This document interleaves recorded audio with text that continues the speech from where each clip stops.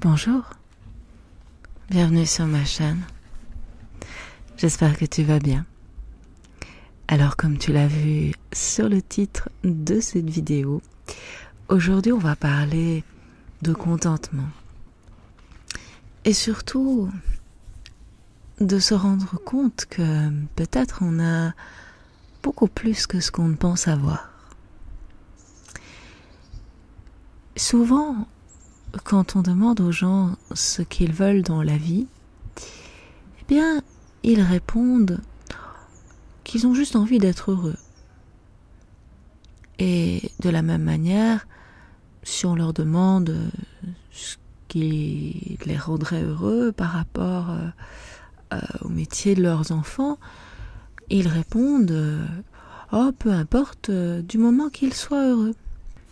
Et c'est vrai que pour beaucoup de monde, c'est tout à fait exact et que peu importe que leur enfant soit caissier, psychologue ou pilote d'avion, au fond, voilà, ce qui est important pour un parent, souvent, c'est quand même de voir son enfant heureux. Bon, bien entendu, je pense que pour tous les parents, on préférerait que son enfant fasse un métier qui soit très rémunérateur. Mais, et là je parle de mon expérience personnelle, ce n'est pas parce que on n'a pas un métier qui est extrêmement rémunérateur qu'on est forcément malheureux.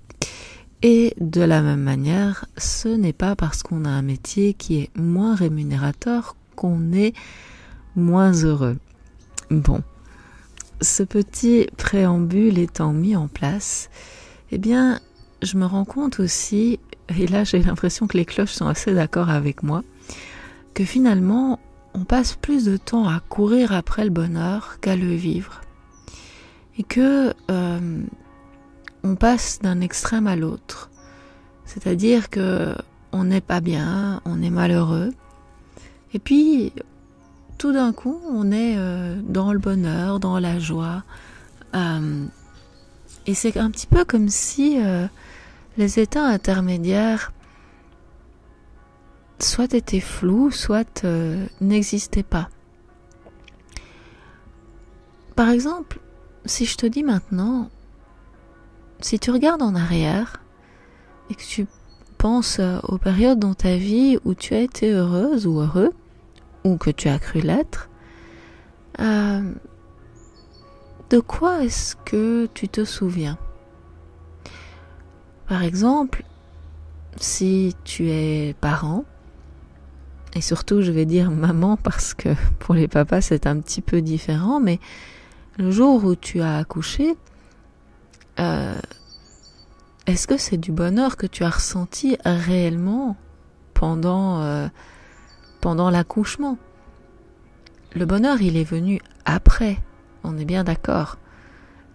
Bon, pour le papa, on va pas parler de douleur, mais c'est vrai que voilà, c'est un événement qui peut être excitant, qui peut être inquiétant, qui peut être source d'émerveillement, de soulagement aussi quand tout se passe bien évidemment, mais on peut pas dire que sur le moment, le sentiment que l'on éprouve, c'est un bonheur immédiat. Le bonheur, il arrive après, quand tout est fait, qu'on a eu un peu le temps de se reposer et qu'on profite de bébé. Mais je crois quand même que sur le moment même, l'accouchement n'est peut-être pas un moment de bonheur pur et intense. Mais bon, comme tout le monde n'est pas parent et que pour un homme c'est peut-être plus difficile aussi de s'identifier, eh bien je vais te prendre un autre exemple. Quand on est en vacances, on pense qu'on est heureux. Mais peut-être qu'en réalité tu es simplement détendu, libre des contraintes habituelles. Et ça, c'est tout à fait exact. Tu peux te sentir stimulé par le fait d'être dans un nouvel environnement, de découvrir des nouvelles choses, de nouvelles personnes. Et pour beaucoup de monde, cela s'apparente au bonheur parce que quand on a un peu l'esprit curieux et d'aventure et qu'on passe les 3/4 de son temps derrière un écran d'ordinateur, l'aventure, elle se résume à espérer que le document Word ne va pas planter. Donc effectivement, la stimulation que l'on peut ressentir quand on se trouve dans un pays étranger peut être associée à un sentiment de bonheur. Le problème, c'est que, comme souvent, on ne ressent pas le bonheur qu'on voudrait ressentir, on va toujours le chercher plus loin. Et c'est un peu comme si on voulait toujours plus grand, toujours plus beau. Et là, on a un petit problème parce que, quelque part, au lieu d'atteindre ton objectif, ton but recule toujours. À chaque fois que tu es pratiquement au moment où tu vas le toucher du doigt, tu recules encore l'échéance, comme si finalement tu ne t'autorisais peut-être pas à vivre le bonheur. Alors, évidemment, c'est un processus qui n'est pas souvent conscient, je dirais même rarement conscient. Et c'est peut-être le fait justement d'en parler qui fait qu'on prend conscience qu'en fait, on se dit je serai heureux quand j'aurai ceci, je serai heureux quand j'aurai fait ça. Mais du coup, on oublie de vivre le moment qui nous sépare de cet objectif qu'on a envie de réaliser. On oublie d'apprécier ce qu'on a là, ici et maintenant, même si tout n'est pas parfait. Et là, je vais encore revenir à un exemple tout à fait personnel, puisque depuis quelques mois, je vais dire plutôt quelques semaines, parce que on parle de quelques semaines, même si les semaines font des mois, parce que quand je dis quelques mois, j'ai l'impression que ça fait hyper longtemps, alors qu'en fait, ce n'est que 2 mois. Mais donc, je cherchais un nouveau logement dans une autre ville. Et même si j'avais mes raisons pour envisager ce départ, j'ai vraiment essayé de profiter.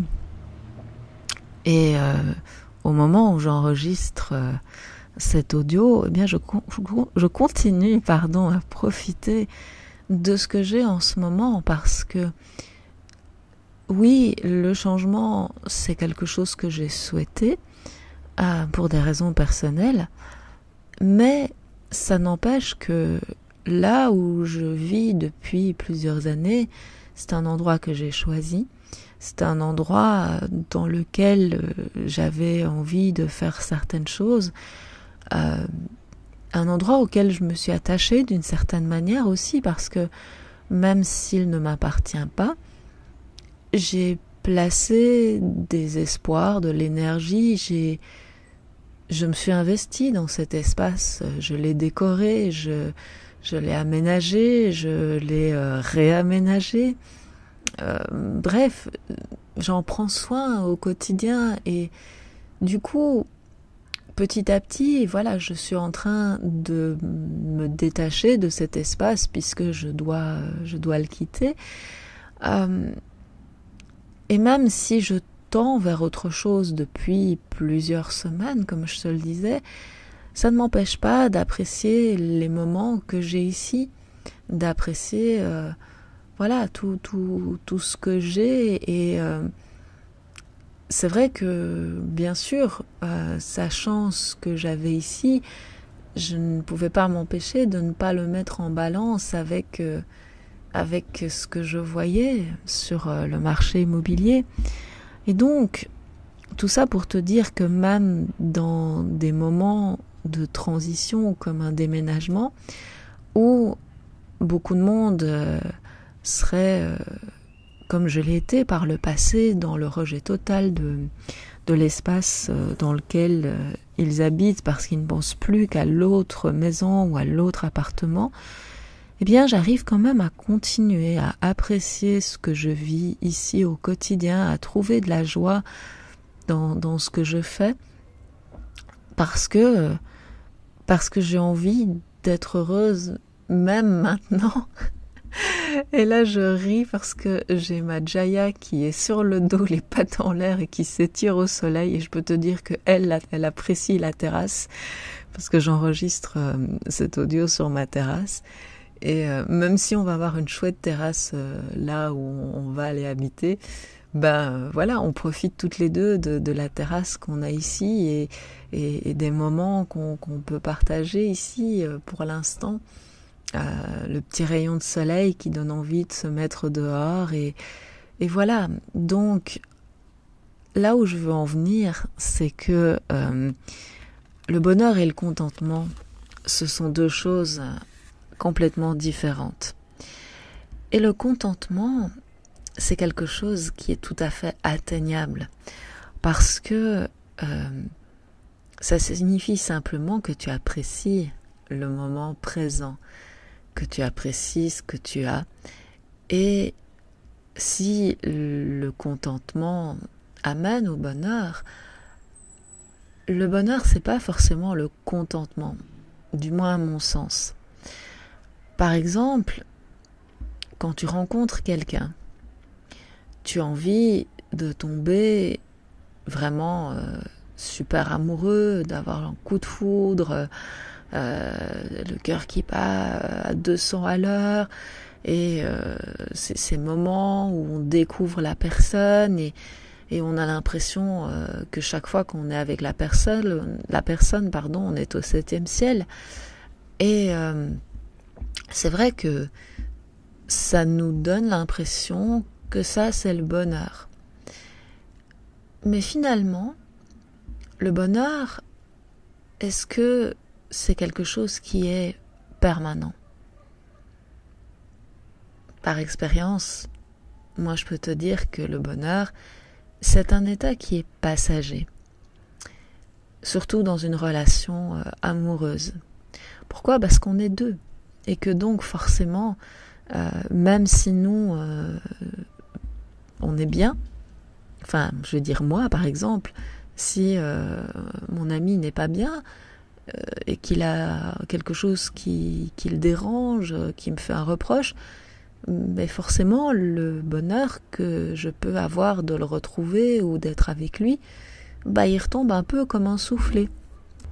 Et c'est là que parfois se dire c'était pas ce que j'avais espéré aujourd'hui, mais voilà, je vais essayer d'arrondir un petit peu les angles. Ou à l'inverse, c'est moi qui me sens pas 100% dedans et je me dis ça sera peut-être pas fantastique parce que je suis pas moi très très bien, mais je vais au moins essayer qu'on passe un bon moment, à défaut que ce soit la plus belle journée de notre vie. Et je pense que dans une relation, c'est un petit peu ce qui fait que on arrive à rester dans le couple, parce que si on pense que la passion et l'excitation et tous ces moments qui sont merveilleux et magiques à vivre vont durer tout le temps, je crois que c'est ce qui fait aussi qu'on a l'impression qu'on n'est plus heureux avec la personne. Alors qu'en réalité, il n'y a rien qui a changé, il y a juste un attachement qui s'est installé et que au bout de quelques semaines, quelques mois, quelques années, tout dépend, tous les couples sont différents, mais quand tu commences à bien connaître la personne que tu aimes, il y a des choses qui ne te surprennent plus, il y a des choses qui ne te font plus réagir de la même manière, et c'est ça qui est difficile en fait à accepter, je pense, pour beaucoup de gens. C'est que une fois que l'exaltation des premiers temps est retombée, s'installer dans une relation peut-être plus calme, plus sereine, plus détendue. C'est parfois difficile à accepter. Et au fond, malheureusement ou heureusement, c'est un objectif beaucoup plus raisonnable que d'espérer que à chaque fois que l'on se revoit, surtout quand on vit ensemble, on va continuer à ressentir les mêmes choses, les papillons dans l'estomac et le cœur qui bat à 200 à l'heure comme la première fois où on s'est revu après le premier rendez-vous. C'est très bien si tu arrives à maintenir ça dans ton couple pendant toute ta vie. Mais j'admets que si moi, dans ma relation personnellement et sans vivre avec mon ami, j'ai réussi quand même à tenir 7 ans, 8 ans, sans perdre vraiment le gros de la passion, force est de constater que une fois passé le cap des 7-8 ans, il y a toujours l'envie qui est là, il y a une autre énergie qui s'installe dans le couple. Et je pense que si on avait vécu ensemble, ça serait retombé beaucoup plus vite. Parce que les premiers temps, c'était très compliqué de se voir. Chaque minute qu'on pouvait passer ensemble était rare, donc forcément précieuse. Et c'est vrai que, voilà, au bout d'un moment, quand ces enfants ont grandi, on a pu trouver une sorte de routine, même si c'est difficile d'avoir une routine, mais voilà, ce n'est plus la relation passionnée qu'on a connue au début, mais on arrive quand même à être heureux de se retrouver et à passer du temps ensemble, à profiter l'un de l'autre.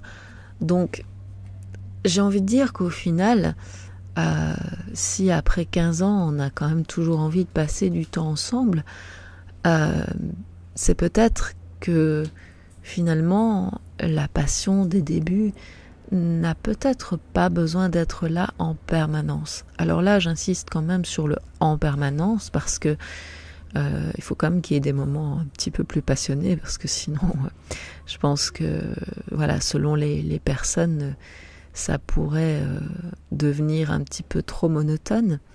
Mais voilà, c'est un exemple assez concret encore une fois qui à mon avis te montre bien que le bonheur au quotidien en permanence 24 heures sur 24, c'est peut-être illusoire. Et que si ce n'est pas foncièrement mauvais de le chercher et de tendre vers cet état de bonheur, je pense qu'il est important aussi de pouvoir se contenter. C'est le mot qui est sorti naturellement, mais voilà, de se contenter aussi de ne pas être dans le bonheur, mais d'être dans un état d'esprit heureux, positif, et d'essayer d'apprécier ce que tu as dans la mesure du possible, évidemment, et puis aussi, voilà, si vraiment tu n'arrives pas à trouver ni de contentement, ni de joie, ni de bonheur dans une situation, évidemment, là, il faut peut-être envisager d'en changer. Mais dans la période de transition, c'est peut-être pas mal d'essayer aussi de te contenter de ce que tu as en te disant « Ok, là, c'est peut-être pas merveilleux. Là, je vais mettre des choses en place pour que ma vie soit mieux. » Et te dire que voilà, ce que tu vis est temporaire et d'essayer, encore une fois, dans la mesure du possible, de trouver des aspects positifs à ce que tu vis, comme dans l'exemple du déménagement que je t'ai donné au début de cet audio. Maintenant, voilà, je veux dire, un cas n'est pas l'autre, une personne n'est pas l'autre, et les conseils que je te donne ici, c'est en partie des choses que j'ai vécues, en partie des choses que j'ai apprises, puisque voilà, j'ai vécu des choses dans ma vie qui n'ont pas toujours été très très simples, et ce que j'avais pris pour une grosse remise en question, parce que à l'époque le mot burn-out on ne connaissait absolument pas. C'était en fait un burn-out parce que j'étais arrivée à un stade dans ma vie où je comprenais pas ce que je faisais là, pourquoi je faisais ce que je faisais, et j'avais l'impression que ma vie n'avait plus aucun sens. Donc j'ai fait pas mal de choses pour essayer de comprendre ce qui n'allait pas, pour essayer d'aller mieux, pour essayer d'être heureuse aussi, parce que bah oui, forcément, moi aussi, j'avais envie d'être heureuse, et j'ai toujours envie d'être heureuse, et c'est pour ça que quand je suis dans une situation où quelque chose ne me satisfait pas, je me pose toujours la question, est-ce que en faisant un changement, ça me rendra plus heureuse? Si la réponse est oui, et que je suis sûre de ce que je fais, alors je prends la décision et j'agis en conséquence. Si par contre, je me dis, ok, est-ce que je vais être plus heureuse en faisant ça, et que la réponse est non, ben alors c'est simple, je ne change rien. Mais si je vois que la situation est récurrente et que finalement je me pose un petit peu trop souvent la question, je me dis oui, ok, tu te dis que tu peux vivre avec, mais manifestement ça fait quand même un bout de temps que ça dure et ça s'arrange pas. Donc est-ce que peut-être il faudrait pas changer? C'est un processus qui peut durer longtemps parce que la vie n'est pas linéaire et on peut faire des allers-retours. C'est pour ça que parfois je mets beaucoup de temps à prendre une décision, parce que je suis capable d'accepter une certaine zone d'inconfort dans ma vie, tout simplement parce que je me dis que changer pour dire de changer, ça n'a pas de sens, et que c'est pas en changeant tout le temps qu'on trouve le bonheur. Et je vais conclure sur un dernier exemple. Quand j'avais une vingtaine d'années, j'ai beaucoup voyagé, entre autres pour un petit peu mieux supporter mes peines de cœur, parce que voilà, j'ai pas eu des relations amoureuses très heureuses dans ma vingtaine, et souvent après une rupture, ou quand je sentais que ça devenait un petit peu trop compliqué à gérer pour moi, je prenais un avion et je partais. Alors j'ai pas dit que je laissais la personne avec qui j'étais à l'époque, mon petit copain, en plan, et que je partais. Non, c'est que voilà, sans rentrer dans les détails, souvent j'étais seule et que j'arrivais plus à gérer ma solitude et mon quotidien, et donc je partais en vacances en espérant que voilà, le fait de me sortir de mon environnement, ça allait aller mieux. Et il m'a quand même fallu quelques années pour comprendre que ce que je ressentais quand j'étais en vacances, oui, j'avais une forme de libération, parce que je ne côtoyais plus la personne, que je ne la croisais plus, et que je n'avais plus de contact avec elle. Mais le problème, c'est que dès que je revenais là où j'étais, le problème se représentait, et que donc là, effectivement, la fuite, c'était pas une solution. Il fallait trouver autre chose, et donc c'est là où prendre une décision pour vraiment changer les choses, ça devient important, parce que si tu te rends compte que tu es bien dans un autre environnement, mais pas dans un environnement où la personne vit, là, peut-être que oui, il y a des choses à changer. Et comme je te dis, il m'a quand même fallu un certain temps, plusieurs années, pour comprendre que fuir, ça ne réglait pas les problèmes. Et peut-être que c'est parce que j'ai trop mis les choses sous le tapis pendant plusieurs années que j'ai aussi fait ce burn-out, parce que voilà, j'ai pas fait le travail sur moi que j'aurais dû faire. Et c'est pour ça aussi que maintenant, quand je sens que quelque chose ne va pas, je prends un petit peu de temps. Dès que je peux, je me pose et je réfléchis et voilà, je remets ma vie en balance, une situation en balance, quelle qu'elle soit. Même ma relation amoureuse, elle a été remise en cause une bonne dizaine de fois. Et personnellement, je trouve ça très sain parce que on remet les choses à plat et on sait si on a envie de repartir sur de bonnes bases ou pas. Et si c'est pas, eh bien, tant pis, voilà. Peut-être que la relation avait fait son temps, et même chose pour les relations amicales ou professionnelles. Quand quelque chose ne fonctionne plus, eh bien, peut-être que quand on a pris suffisamment de temps et que on se dit là, il n'y a plus rien à faire, peut-être qu'il est simplement temps de passer à autre chose. Donc voilà, ça c'était mon petit audio sur bonheur versus contentement.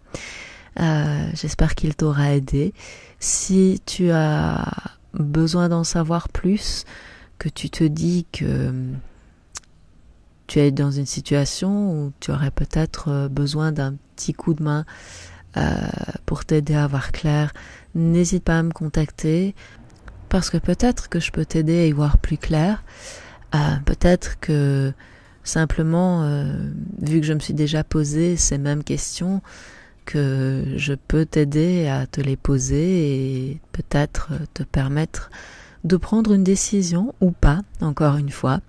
Toutes les infos sont soit dans la barre de description, soit à la fin de cet audio.